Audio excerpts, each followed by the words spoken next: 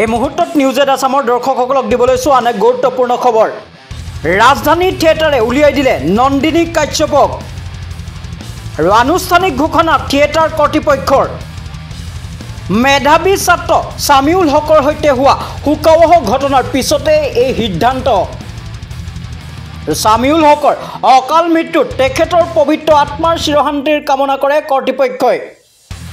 আৰু লগতে শোকসন্তপ্ত পৰিয়ালবৰ্গলৈ সমবেদনা জ্ঞাপন কৰে। আমি জনাই গৈছোঁ এই মুহূৰ্তৰ আজিৰ দিনটোত সবাতোতকৈ চৰ্চিত খবৰ, যিহেতু ৰাজধানী থিয়েটাৰে উলিয়াই দিলে নন্দিনী কাশ্যপক। আৰু নন্দিনী কাশ্যপক ৰাজধানী থিয়েটাৰে উলিয়াই দিয়াৰ কথা আনুষ্ঠানিকভাৱে ঘোষণা কৰিছে থিয়েটাৰ কৰ্তৃপক্ষই। আৰু যিহেতু মেধাৱী ছাত্ৰ ছামিউল হকৰ সৈতে শোকাৱহ ঘটনা সংঘটিত হৈছিল, আৰু তাৰ পিছতে থিয়েটাৰ কৰ্তৃপক্ষই এই সিদ্ধান্ত গ্ৰহণ কৰিছে। আৰু সামাজিক মাধ্যম যোগে ৰাজধানী থিয়েটাৰে লিখিলে যে ৰাইজেই ৰজা বুলি।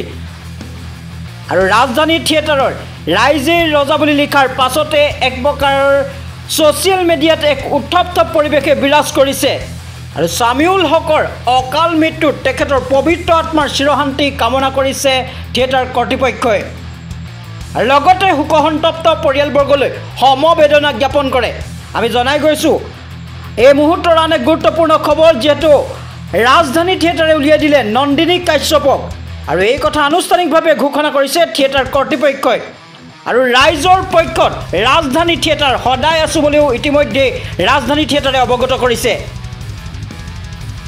আৰু অসমৰ ৰাইজৰ মতামতক সন্মান জনাই 2025-26 নাট্যবৰ্ষত ৰাজধানী থিয়েটাৰৰ সৈতে চুক্তিবদ্ধ হোৱা অভিনেত্ৰী নন্দিনী কাশ্যপৰ চুক্তি বাতিল কৰিছে। আৰু এই কথা আনুষ্ঠানিকভাৱে ঘোষণা কৰিছে ৰাজধানী থিয়েটাৰ কৰ্তৃপক্ষই। যিহেতু মেধাৱী ছাত্ৰ ছামিউল হকৰ সৈতে হোৱা শোকাৱহ ঘটনাৰ পিছতে এই সিদ্ধান্ত গ্ৰহণ কৰিছে ৰাজধানী থিয়েটাৰে। আৰু ছামিউল হকৰ অকাল মৃত্যুত তেখেতৰ পবিত্ৰ আত্মাৰ চিৰশান্তি কামনা কৰে থিয়েটাৰ কৰ্তৃপক্ষই। আমি জনাই গৈছোঁ এই মুহূৰ্তৰ আটাইতকৈ গুৰুত্বপূৰ্ণ খবৰ, যিহেতু সামাজিক মাধ্যম যোগে ৰাজধানী থিয়েটাৰে লিখিলে যে ৰাইজেই ৰজা। আৰু নন্দিনী কাশ্যপ 2 বছৰৰ বাবে চুক্তিবদ্ধ হোৱা নাছিল ৰাজধানী থিয়েটাৰত। আৰু কেৱল 2025-26 নাট্যবৰ্ষৰ বাবেহে ৰাজধানী থিয়েটাৰৰ সৈতে চুক্তিবদ্ধ হৈছিল নন্দিনী। আৰু ৰাজধানী থিয়েটাৰে পুনৰ উল্লেখ কৰিছে যে ৰাজধানী থিয়েটাৰ সদায় ৰাজ্যৰ পক্ষত আছে আৰু থাকিব। আৰু ৰাজধানী থিয়েটাৰৰ তৰফৰ পৰা আইনৰ ওপৰত ভৰসা ৰাখি উচিত তদন্তৰ আশা কৰিলোঁ বুলিও জনাইছে। আমি জনাই গৈছোঁ এই মুহূৰ্তৰ আন এক গুৰুত্বপূৰ্ণ খবৰ, যিহেতু ৰাজধানী থিয়েটাৰে উলিয়াই দিলে নন্দিনী কাশ্যপক। আৰু এই কথা আনুষ্ঠানিকভাৱে ঘোষণা কৰিছে থিয়েটাৰ কৰ্তৃপক্ষই।